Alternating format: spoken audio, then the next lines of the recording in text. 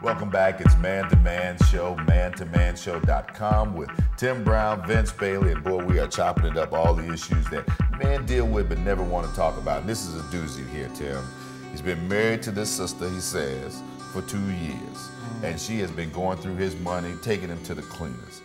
He was raised in a scenario where mom and daddy told him how to take care of his money and save and doing things like this, and she's got the latest, greatest everything. And he's trying to say, hey, do I need to get out of this relationship or what? Can you help the brother, Tim? A big spender can be difficult to deal with. Okay. Can cause problems in the relationship. But I wouldn't say just throw in the towel just yet. Okay.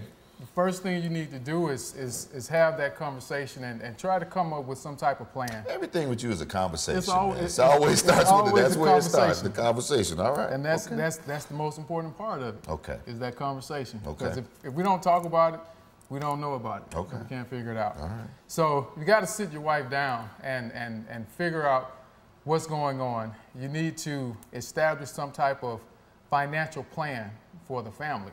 And he needs to try to figure out how to get her on board, so that she can understand what the plan is. And most times you can comfort a person, man or woman, you know, with a plan that you have in place to try to get something done. So if he sits his wife down with a plan of what he's trying to accomplish for the family, what they need to be trying to do together, that is a first step to try to help her understand why her spending is such a problem. As opposed to just telling her, no, stop, don't. Because like we said before, when we tell people what they can't do, human nature says we figure out a way to do it anyway. They typically rebel. So if he's approaching her with this combative attitude, frustrated, angry, honey, stop, no, you can't spend this money, she's going to spend it just on GP to show him that I make money too, so you can't tell me what to do with my money. Secondly, you know, you need to work together in this financial scenario, because I hear some couples that I pay a bill, you pay your bill, and they have their money separated. So if their money is separated, they need to bring their money together, is my suggestion. That doesn't work. That doesn't work, having your money separated, is what you're saying.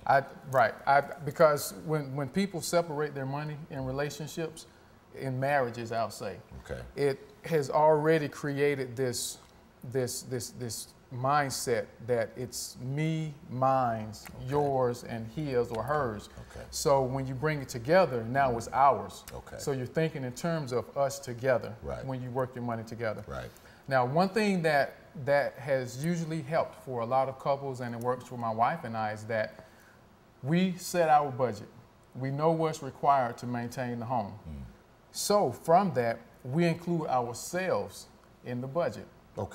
Based on your income, you want to determine how much discretionary money you have, which is how much money you have that you can spend to enjoy on yourselves, to go shopping, make it rain, do whatever it is you do.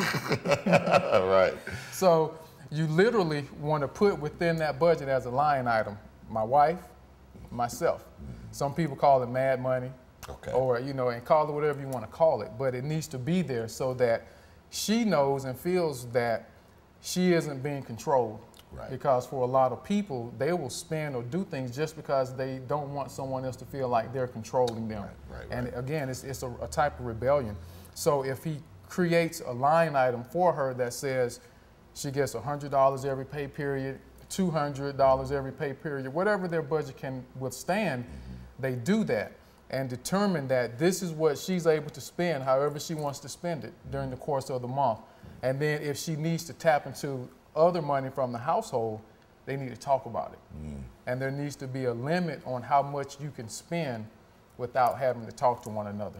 I know that could be a tough scenario for someone who perhaps grew up, didn't have to worry about that, you know, perhaps come from, you know, means, what have you. They got money. I never had to ask for any money, and daddy, whoever always took care of me, why are you not taking care of me? Some of them spoiled. A lot of them spoiled. I think that's where a lot of issues come up in our marriages today. And so, I mean, I can see that point, but I think what you're trying to say is this is how we can get beyond that point. That's if we're going to work together. And see, and that problem begins premarital counseling. Which why I said it's so important, because if they go through premarital counseling, and I'm guessing that they did not, because they're having this situation, because he will have a better understanding as to how to deal with it. And if they did go through the counseling, they probably didn't cover some of those areas that are important, like finances.